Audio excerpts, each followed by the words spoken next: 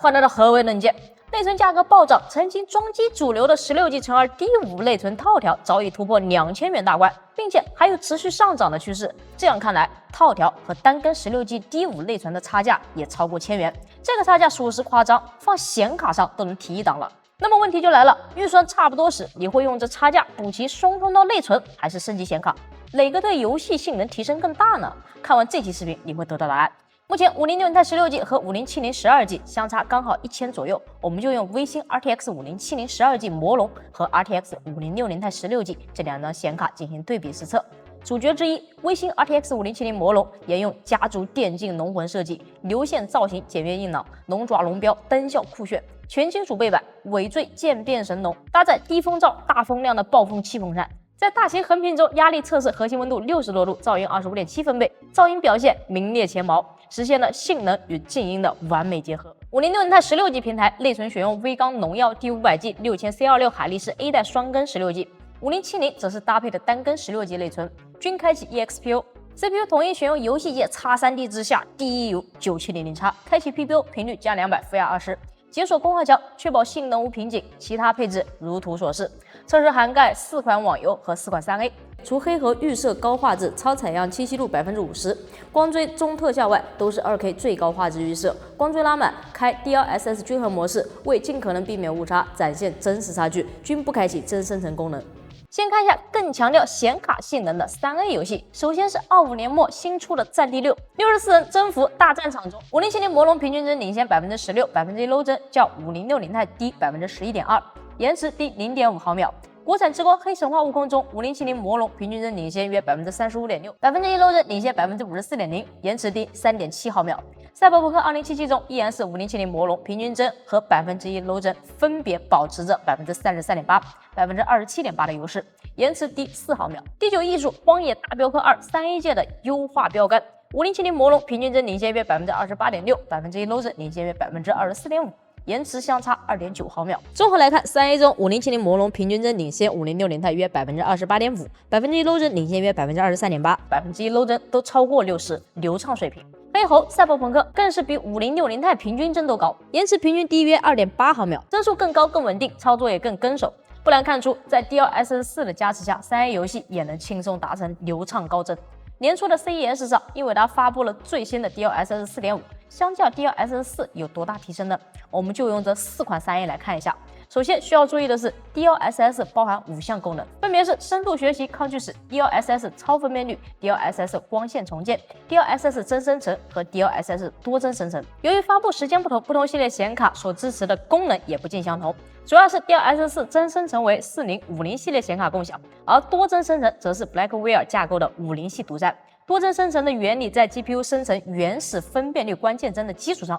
通过对前后帧的分析预测运动轨迹，基于 Transformer 模型进行 AI 差帧，2帧间差3帧即4倍帧生成。DLSS 4.5 在此基础上更新至第2代 Transformer 模型，算力提升5倍，大幅增强了超分辨率技术，在图像质量上实现飞跃，且开放支持20、30和40系显卡。多帧生成也升级至最高6倍动态补帧，也就是2帧间最多差5帧，以显示器刷新率为目标，自适应3到6倍帧生成。比如360赫兹的显示器在战地6中非战斗状态4倍帧生成即可跑满，不会切换至5到6倍补帧，但进入战斗状态检测到帧数骤降时，会自动调节跑满刷新率。不过目前可以使用的只有 DLSS 4.5 的超分辨率功能，已有超400款游戏和应用适配，6倍动态多帧生成预计春季时装。DLSS 4.5 需在 NVIDIA APP 中开启预设 L 模型。先来看一下实际游戏中画面表现如何。和 DLSS 4相比， 4.5 的画面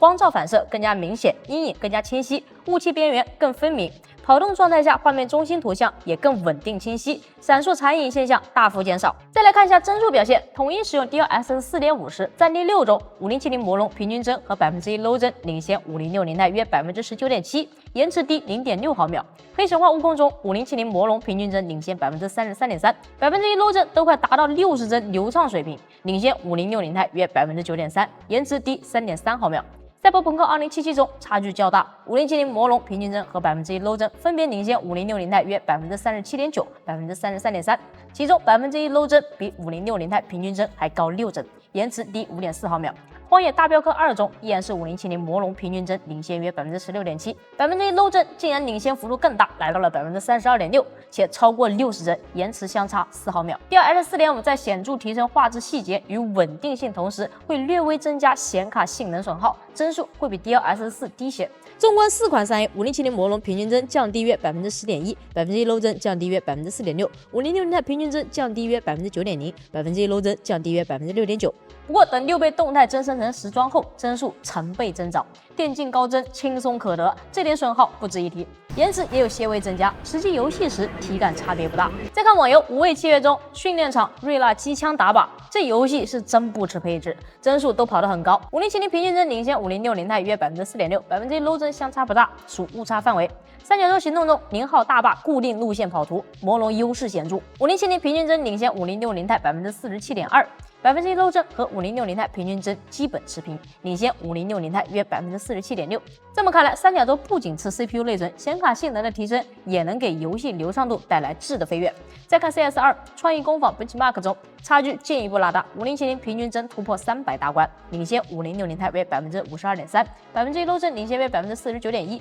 更高的1漏帧意味着更稳定丝滑的游戏体验，不会在关键时刻卡你一下。同样，内存敏感的永劫无间中，平均帧差距约 46.5%，5070的1漏帧比5060钛平均帧都高13帧，较5060钛1漏帧高约 28.7%。小结一下，偏重依赖 CPU 内存性能的网游中，5070魔龙平均帧领先约 37.7%，1 漏帧领先约 30.6%。5060钛表现中规中矩，2K 画质拉满，能不能玩？能。但和电竞极高帧爽玩还有点差距。5070平均帧和1漏帧的全面提升，能直接显著的提升游玩感受，确保你在任何游戏 2K 画质中都能获得顶级体验。总的看来，同样的差价将显卡从5060钛 16G 升至5070，相较补齐双通道内存的实际性能提升约 30%， 延迟表现同样更加优秀。这样的差距，别说插满2根内存了，就是内存超频都很难获得这么大的提升。存储市场日益疯狂的当下，预算更是要花在刀尖尖上。单根内存过渡，升级显卡是当前更具性价比的选择。